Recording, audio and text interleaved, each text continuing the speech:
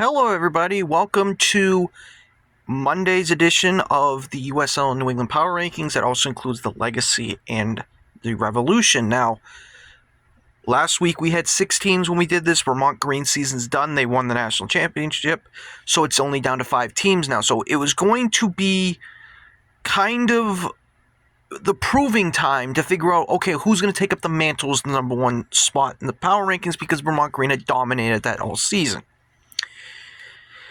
And was any of the teams that were in the bottom going to get out of the bottom? And we're going to start at the bottom, like we always do. For those who don't know how many teams this constitutes, there are 5 teams in no particular order. You got the Revolution, you got the Legacy, and you have, and in the USL you have the in the championship you got Rhode Island, you got Hartford, and then you have Portland in USL 1. Those are only 5 teams that are left for New England teams that are playing right now. And I've had some people ask, why don't you do MLS Next? I don't cover them. So I can't put them in my power rankings. And here's the thing. Before this season, before Connecticut United existed, it was another reason why I didn't follow them, because the Revs 2 were a parent club, and I didn't think, okay, I don't look at MLS Next Pro in a good light, and the reason why is because they're basically I don't think their quality is that good. I really don't think their quality is that good. That's just my opinion. But because Connecticut United is into the mix and they're independent, I'm starting to pay attention to them a little more, but it's not going to be power rankings. Maybe next season, when I do this, I will include the MLS Next clubs of the Revs 2 and MLS Next Pro Connecticut United. That might be something to look forward to next year. I am watching their games. I'm just not including them or covering them. Okay, so just want to make that clear. As for the power rankings, going back to that now. Number 5, it's the Portland Hearts of Pine. They're still in the bottom. You can't make this shit up. Last year, our hearts were full watching Portland. This year, our hearts are breaking every single week. This last game they played, I mean, I did my little thing on it without going into a complete rant. But it's Corpus Christi, new team. You still can't beat them. You're winless against them. You basically no-showed the entire game, weren't a threat offensively, was a complete mental breakdown defensively on both your goals. I mean, there's a reason why Portland is number 5.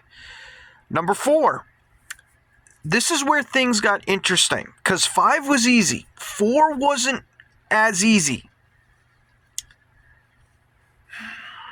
So what I'm going to do this week is I'm going to keep Hartford here. Now, I know people are going to think Hartford drew, Rhode Island lost, and didn't really, do anything in this game. I get that argument. But the reason why I'm putting Hartford here at 4 and keeping him here is because, yes, they're getting their players back. They're getting their key players back, like Sebastian Anderson. And there are other players as well. But you have to look at it this way. They didn't win. If they had beaten Indy, they would have been above the Revs. But because they only drew and they only scored the 1 goal, I'm keeping them here for now. But next week, for Hartford at least, they're going to be playing their USL Cup game against Charlotte Independence. Then they play again, I believe, on Saturday or Sunday. I believe. I'd have to double check. But if they can win that game, they obviously can move up. So that's why they're here as a placeholder for now, but next week it could change. Number 3 is the Revs. Revs did not play anywhere close to good on Saturday. They didn't. I don't care what anyone tries to sugarcoat and gaslight me with. Dorr has been a disappointment this season. 4 goals on the season is not why you signed him. Don't give me his goal, and his goal plus assist is at 8. He was brought in to score goals. He's only scored 4. He's been a huge disappointment. And again, negative 23.4 progression going backwards. That's not a good striker. That's a bad, terrible one. And that's what he's been the last 3 halves.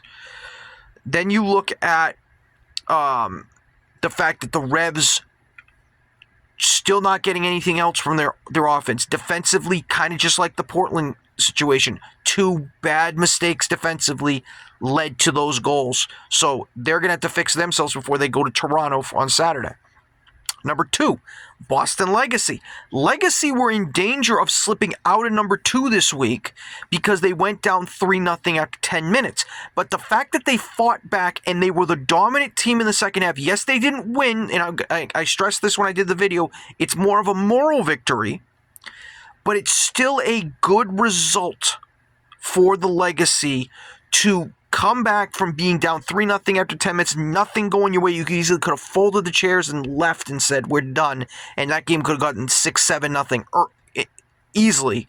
And you fought back and you made Portland sweat just a little bit. But that's why they're here at number 2, because they fought back when they trailed. The only other team to do that was Hartford, but it wasn't a multi-goal deficit. So that's why the Legacy are sitting here at number 2. And then number 1, I think this is easy right now. They're the only team that won this week. It's Rhode Island FC. They got a really good result against the Colorado Springs teams. Both teams needed the 3 points. They were under siege in the second half. Yes, the ref was a complete and utter boob. I can say that. And you could argue Rhode Island should have won this game 4-0 because they had an easy header for JJ that he completely whiffed on. And there was another one by Atkinson where he stubbed his toe. But when you look at this team, they won. Now they're starting to get some momentum. We'll see how they play in Tampa Bay, which is going to be a huge test for them. They got that game coming up on Saturday.